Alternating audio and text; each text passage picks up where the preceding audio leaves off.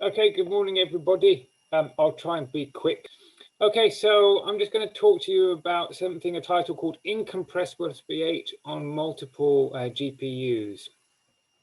So I'm aware that some of you may not know what SPH is, and it stands for Smoothed Particle Hydrodynamics. Okay, so I'm going to say a little bit about what that is. Then I'll talk about our open source software, JAWS Physics.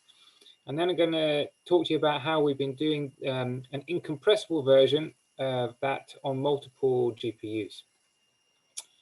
So just very quickly, what's my motivation for using this method, smooth particle hydrodynamics, or SPH?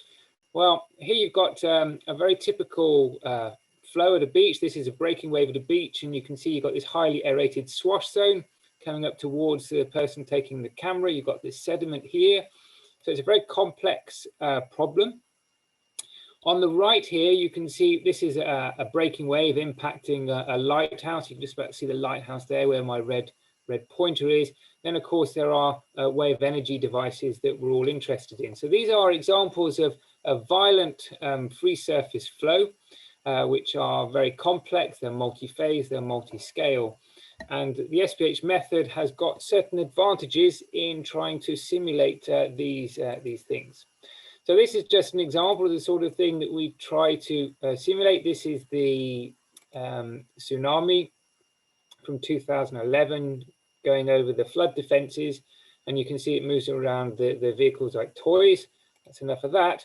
But with SPH, we can do that sort of simulation very, very easily. In fact, it's almost too easy to be able to do it. And it's much easier than in many other methods. Okay, so that's what SPH is, or that's how we use it. What exactly is it? Well, this is a meshless method. So by that, I mean that our computation points are particles, and these particles move according to the governing dynamics. So the governing dynamics for us are the Navier-Stokes equations. And what you can see down here on the right is we have a particle that's moving, okay? And the particle moves along a trajectory, and it has a mass and a velocity. And so we just integrate in time their velocity and acceleration to move the particles. Particles have got properties that travel with them. So this can be density, pressure, velocity, anything, or even a color. And what we actually do in the method, just so that you understand a little bit about how it then has to work on a GPU, is that around each particle you have a radius of influence. Those particles inside that radius of influence interact with this point of interest here. Those outside do not interact. And the strength of that interaction is controlled by a weighting function, which we call the smoothing kernel. Okay, I'm not going to go too much into the mathematics of it because it gets really rather complex. The main points are that we don't really treat the surface of the fluid, and no expensive meshing is required, so it's meshless. And this means we can inherently capture the non-linearity, which for many physical phenomena is really very important. So JAWS Physics is our software that we've been developing now for about 10 years to run SPH simulations. And I can give a much longer presentation on this, but basically it's an open source software available for free, and it's been optimized for NVIDIA GPUs, okay? But it also runs on multi-core machines. So we get pretty decent speed up with this compared to our previous codes. And at the moment, we can probably get about 80 million particles on a really large GPU, but the reality is as soon as we want to do anything a bit more complex, that number comes down.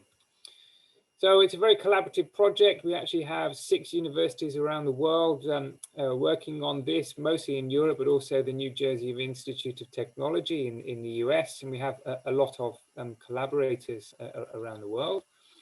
And so this is just an example of some of the things that you can do. So fluid structure interaction or highly fragmented flows are very, very attractive. All of that, though, depends upon a very robust mathematical definition underneath it, which has to be validated and checked very rigorously.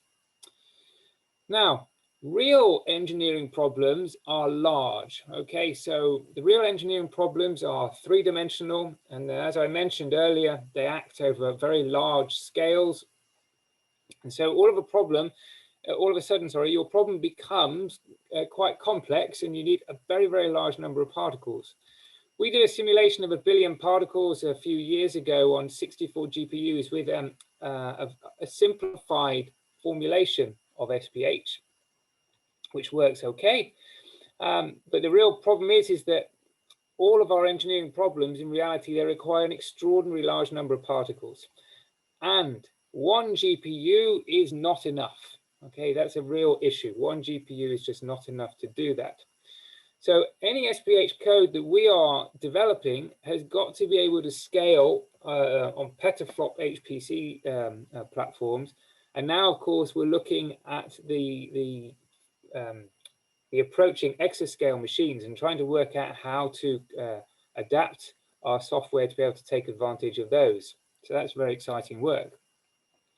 What I'm going to talk to you really about today, which is what we've been sort of looking at with an eye on Bede, is something called Eulerian incompressible SPH. I wouldn't worry too much about that.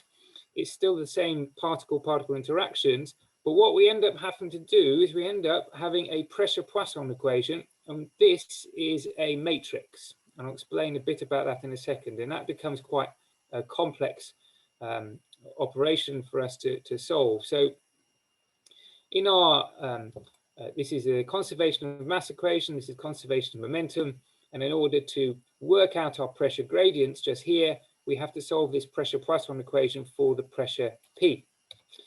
So modifying an already highly optimized code for a single GPU to solve a pressure Poisson equation over multiple GPUs is a challenge, right? So that's a really quite a difficult job.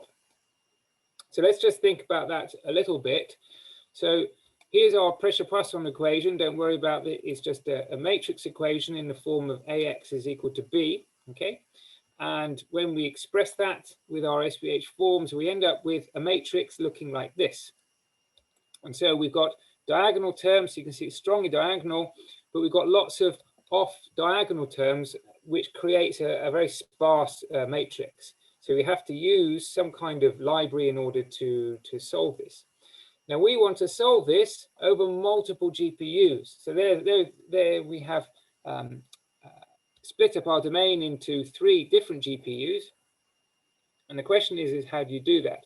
Now, on a normal supercomputer with no GPUs, you would use a library such as PETSI, and you would use domain decomposition libraries to help you do that. And we've done that before. But the GPUs offer us a much better approach in general, but we're trying to work out how to do that efficiently. So to solve a matrix like that on a multi-GPU, what we found was that the only option that was available to us was NVIDIA's own AMGX library. However, it is designed for distributed systems and requires MPI to manage the GPUs. And this conflicts with the existing multi-GPU structure of our SPH code. So we're kind of limited in what we've done and what we've been able to do. And we've looked at lots of different options before we investigated that one. So just in terms of some of the validations that are going on, this is just a 3-dimensional lid-driven cavity flow where you get recirculating flow inside a box here.